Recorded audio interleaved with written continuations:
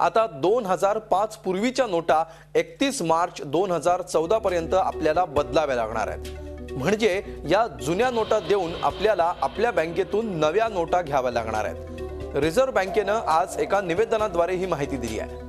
31 मार्च 2014 पर्यंत आपल्याला reserve bank किंवा कोणत्याही बँकेतून आपल्याला जुन्या म्हणजे 2005 पूर्वीच्या नोटा बदलून नव्या नोटा घेता येतील। अर्थात 2005 पूर्वीच्या नोटा ओळखायच्या कशा याबाबत देखील रिझर्व्ह बँकेनं मार्गदर्शन केलंय।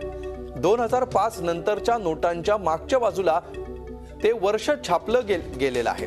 ज्या नोटांच्या मागच्या बाजूला नोट छापल्याच्या वर्षाची नोंद नसेल अशी नोट ही 2005 पूर्वीची आहे। त्यामुळे अशा नोटा ग्राहकांना बदलून घ्याव्या लागणार आहे।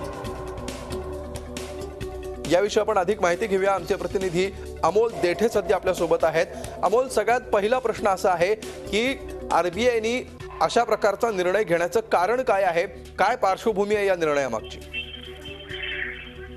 अमोल, त्याच्यामागे 2-3 गोष्टी आहेत। आरबीआयचा हा जो निर्णय आहे खूप मोठा आणि महत्त्वपूर्ण निर्णय आहे आणि याच्यामागे सगळ्यात महत्त्वाचं कारण असं की गेल्या काही वर्षांमध्ये खूपदा नोटांची कमतरता भासते। आरबीआयचं एक लिमिट असतं नोटा प्रिंट करण्याचं आणि खूपदा बाजारामध्ये नोटा रिसायकल तेवढ्या प्रमाणात होत नाहीत कारण की बऱ्याच नोटा खराब होतात।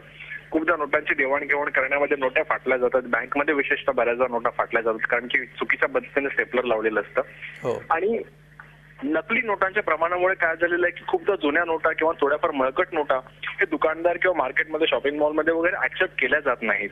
त्यामुळे होतं असं की लोकांकडे नोटा असतात, मग त्याचं काय करायचं हा मोठा प्रश्न असतो।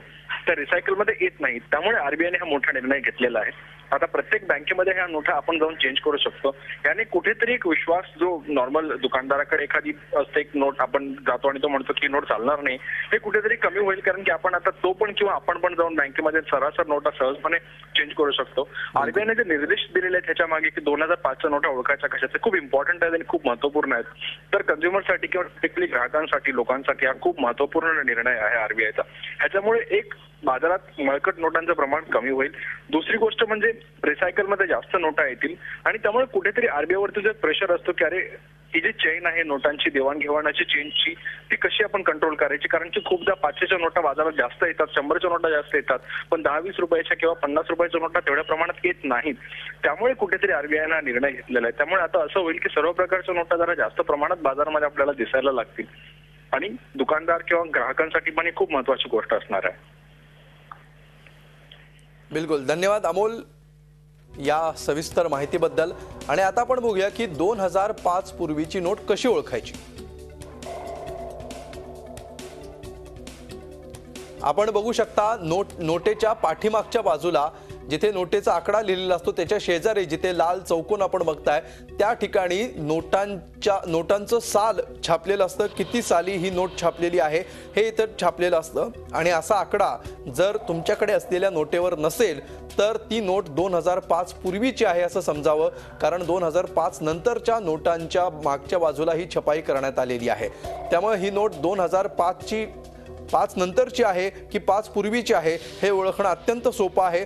त्यासाठी तुम्हाला फक्त एवढंच करायचं आहे, आता स्क्रीनवर डाव्या बाजूला ज्या ठिकाणी लाल चौकट दिसतेय त्या ठिकाणी तुमच्या नोटेवर नोट छापल्याचा साल छापलेला आहे की नाही याची खातरजमा करायची आहे आणि तिथे जर कुठलंही साल छापलं नसेल तर ती नोट 2005 पूर्वीची आहे असं समजा। जर त्या ठिकाणी साल छापलं गेलेलं असेल तर अर्थातच ती नोट 2005 नंतरची असणार आहे।